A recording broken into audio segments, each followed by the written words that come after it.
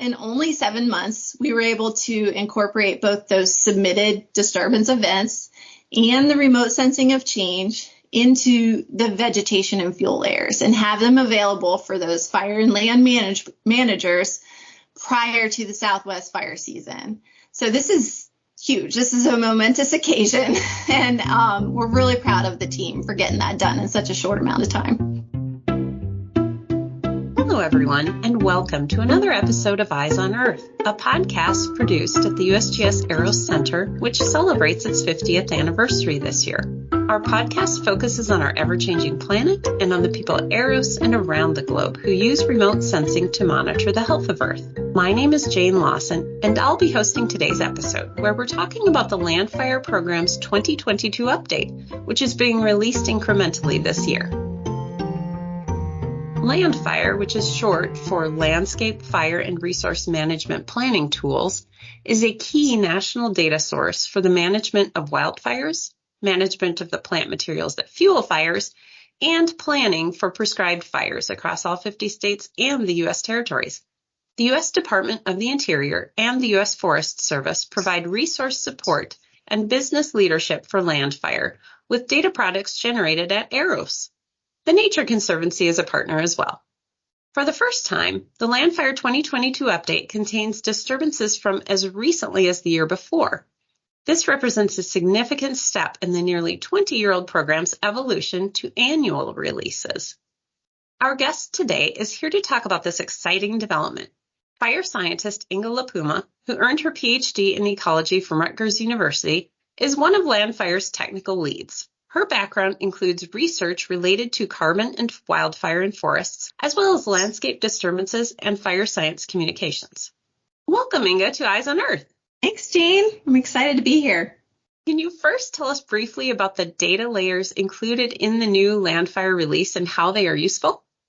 So LANDFIRE has over 30 spatial data layers, and these include annual disturbance layers with information on disturbance types, which include things like wildfire, wind throw, and new development, along with its severity or the level of effect on the landscape. So we have vegetation layers with up to 700 different modeled natural vegetation classes based on a classification called ecological systems.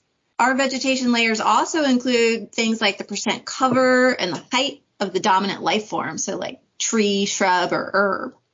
LANDFIRE's fuel layers include information on surface and canopy fuels that support the potential fire behavior analyses, including things like the rate of spread and flame length based on the vegetation type.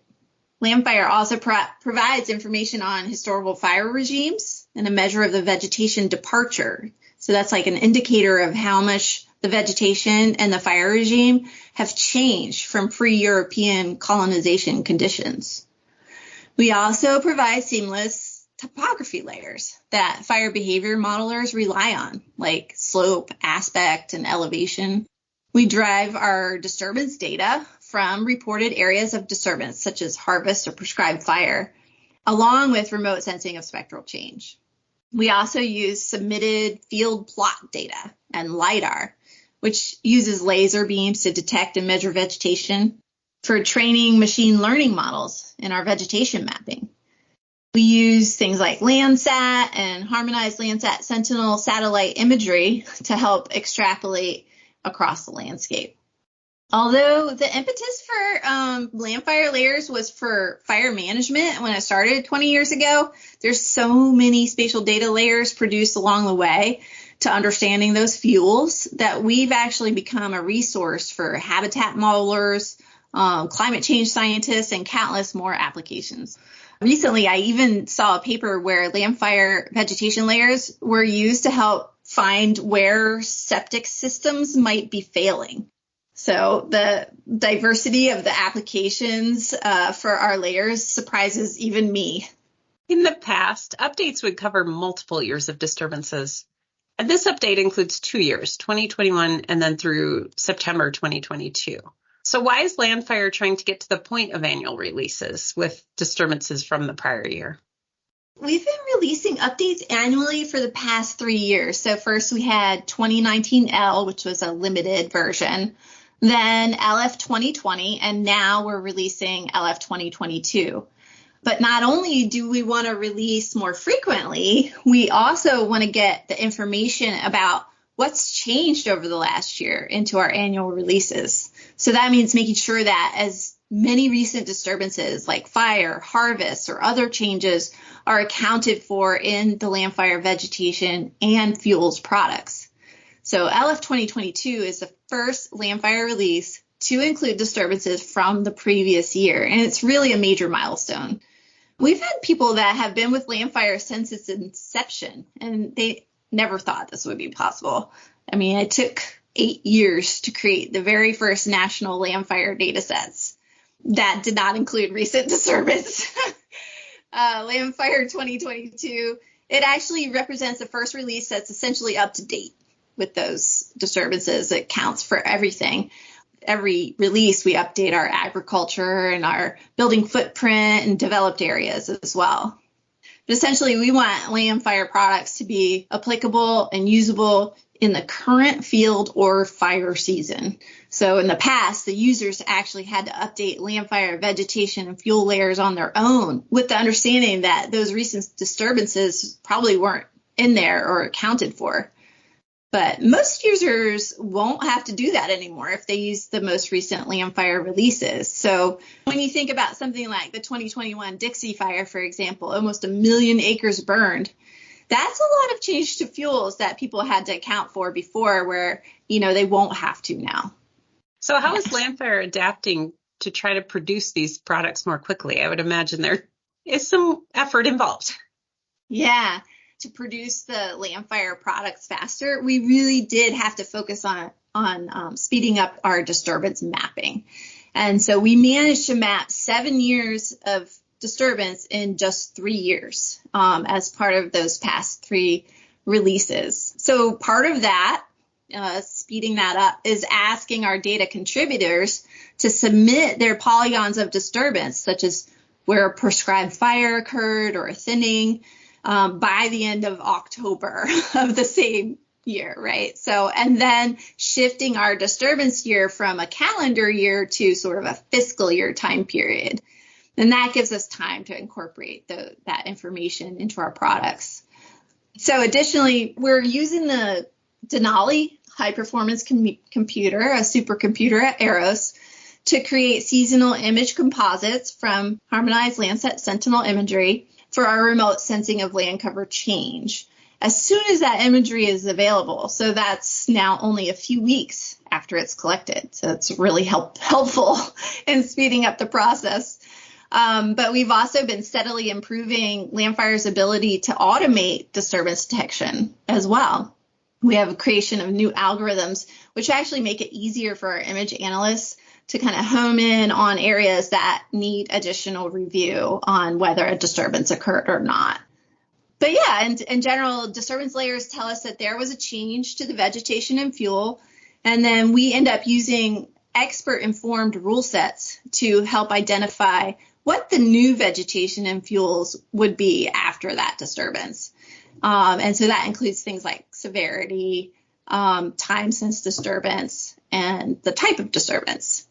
With the introduction of last year's disturbances, so those expert-informed rule sets that we've been using to adjust our vegetation and fuels needed to actually include a new time step as well. So in prior updates, we never really needed the rules for like that 0 to 1 year time period, that most recent year, because we were always at least 2 years behind. So we've added that into our change.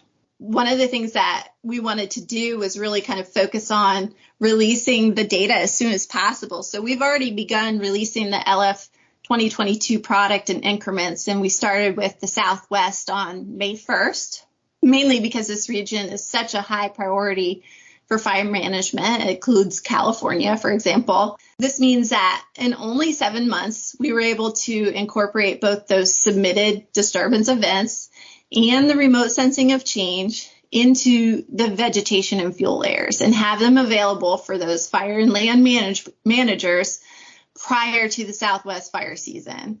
So this is huge. This is a momentous occasion, and we're really proud of the team for getting that done in such a short amount of time. Who uses LANDFIRE data? And how do they use the data? And how will they benefit now that you are updating disturbances more frequently?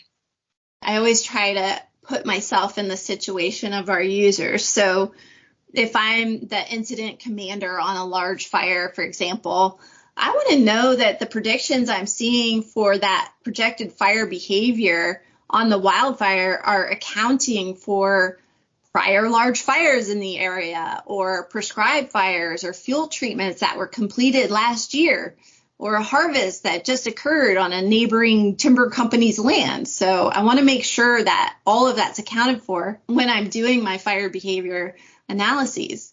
So when areas like these with reduced fuels are in the path of a fire, it will behave differently in terms of how fast it spreads, in what direction, how intense it will be. So incident commanders ask questions such as, can I use these reduced fuel areas to help slow down the fire so that people can be evacuated? Can I use these reduced fuel areas on either side of a road as control points to better fight the fire? You know, these types of decisions in the landscape context need to be made fast and with the best and the latest data so that more informed decisions can be made. For those folks trying to actually put together prescribed fire management plans, having current data is also important. It helps them decide which areas to prioritize and which areas might be more difficult to burn, for example. But besides the on-the-ground operations, LANDFIRE data is used nationally for wildfire risk assessments. You can imagine, if you're doing an assessment like this, that having the latest data is important for large landscape hazard models, some of which are used to help prioritize government resources. Likewise, if I'm, a researcher trying to understand things like post-fire impacts or which invasive species thrive from disturbance versus those that don't, or if I'm charged with delineating suitable habitat for the conservation of a threatened species, or I'm trying to understand why a species of concern prefers a certain habitat, or if I'm estimating the carbon stored or lost to be able to enact, some sort of mitigation efforts. Current data is key, right? We need that for those kinds of analyses. LANDFIRE also just strives to create lots of ways for users to access the data to get it quickly. So via download or streaming to make it easier to use. All LANDFIRE releases are posted to all of our delivery platforms as soon as they are complete. What does the future look like for LANDFIRE from here? LANDFIRE is at a crossroads in how, we're thinking about updating our data. Traditionally, we have used those expert-informed rule sets to update or transition the vegetation and fuels data using that disturbance information. So the rule sets use the disturbance type, severity, and the time since disturbance to apply a transition rule to each disturbed pixel. And those were all, expertly informed across the country with workshops and things like that. So the methods that we use for the LANDFIRE 2016 remap, which was considered a base map, was actually different. So those methods essentially were machine learning models that were trained with plot and LiDAR data on satellite imagery, and then extrapolated the relationship across an area of interest. But remap took 5 years to create. So emulating the parts of the 2016 remap methods, namely mapping life form, cover, and height, are actually now within reach on an annual basis for the entire country. We use the most recent satellite data to map disturbance every year, so why shouldn't we be able to use it to model our vegetation and fuels on an annual basis too? So that's kind of what that idea is. But the rule sets are great. They've worked really well for a really long time. But there's things they don't consider, like interacting disturbances or, unusual site conditions where things grow back differently.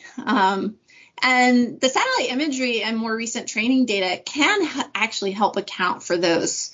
So the number of scenes available now and the easy access to the recent imagery It's actually making the prospect of using machine learning on the imagery every year for updates really enticing. And we're currently prototyping how we might be able to do this for future LANDFIRE releases.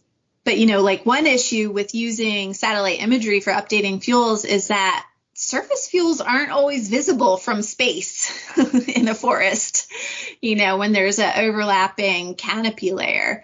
So using LiDAR to supplement the mapping of fuels is another area we are talking about expanding on in LANDFIRE.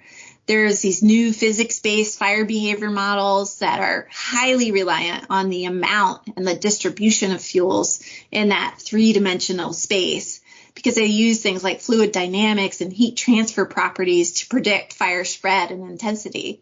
So these types of models can be coupled with atmospheric models, and LANDFIRE is working with researchers to kind of figure out the best organizational structure to provide the fuel data needed to run those kinds of physics-based models. On this front, we've been working to calculate cover and height for large amounts of recent LiDAR from 3DEP, a national LiDAR data repository at USGS, on the Tallgrass HPC, which is another USGS supercomputer, and on the AWS cloud computing platform.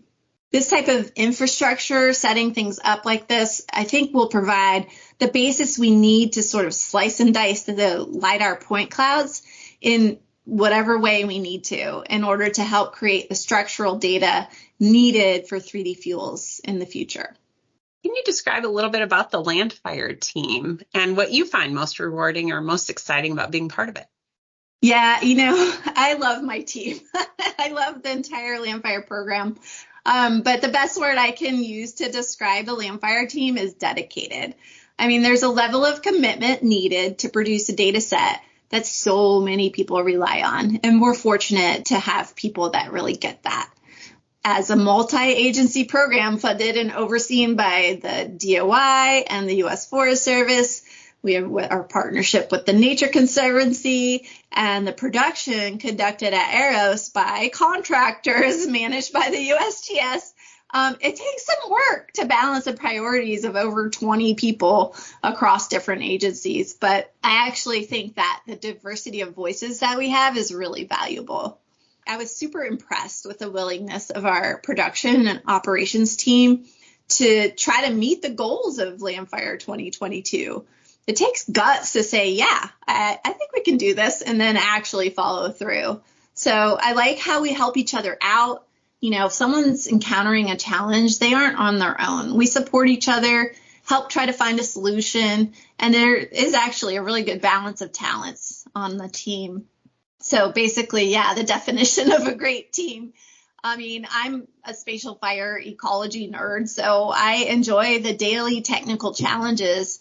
And luckily, I enjoy communicating about the science and helping people understand what we have to offer in presentations and in writing, because I do both of those things quite a bit. One thing that is kind of cool is that many folks on our team are truly remote, and they don't live in Sioux Falls. For example, I live in New Jersey, and I think the farthest from me right now is Charlie, our fuels lead, who lives in Oregon.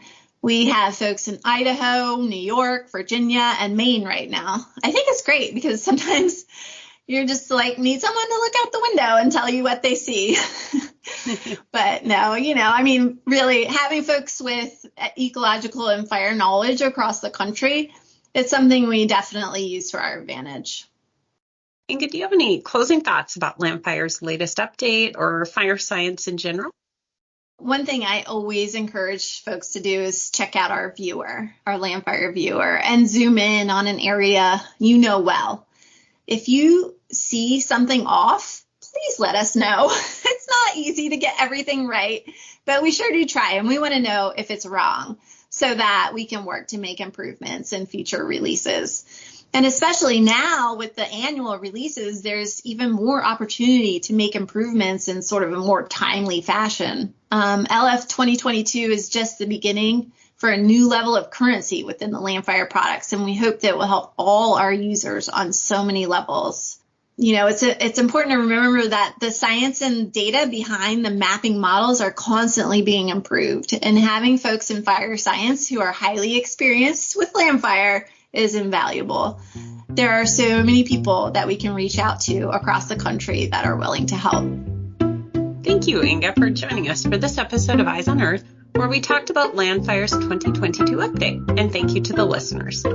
Check out our EROS Facebook and Twitter pages to watch for our newest episodes, and you can also subscribe to us on Apple and Google Podcasts. This podcast